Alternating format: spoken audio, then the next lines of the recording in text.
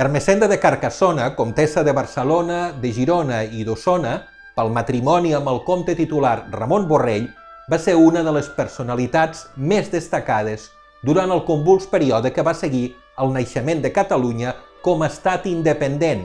Ermessenda, nascuda a Carcassona l'any 972, seria la segona comtessa independent dels comtats catalans i una figura cabdal en el procés d'afirmació del nou estat català. Inicialment, Ermessenda va ser una simple peça d'un complex tauler polític.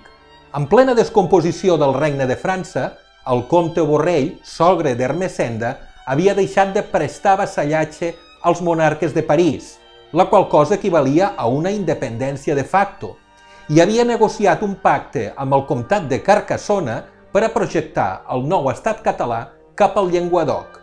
Ermessenda, filla del comte de Carcassona, formava part d'aquest tractat. Però Ermessenda de seguida va demostrar que ni era un element decoratiu ni era una penyora política.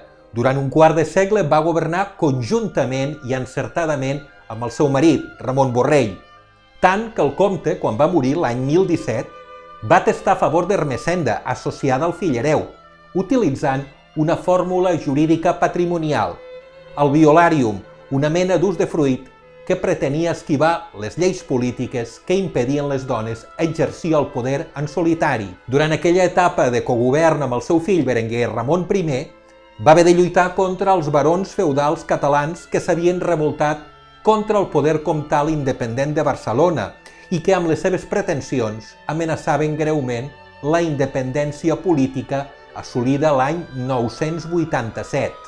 Els acords de pau i treva que va arrencar als revoltats la van vestir d'un gran prestigi que fins llavors només havia estat a l'abast dels homes. Tant és així que quan va morir prematurament el seu fill, l'any 1035, va assumir el govern, aquell cop en solitari i sense oposició, fins a la majoria d'edat del seu net i hereu, Ramon Berenguer I. Ermessenda va garantir la continuïtat de la nissaga belònida, que governaria la nació catalana durant 4 segles.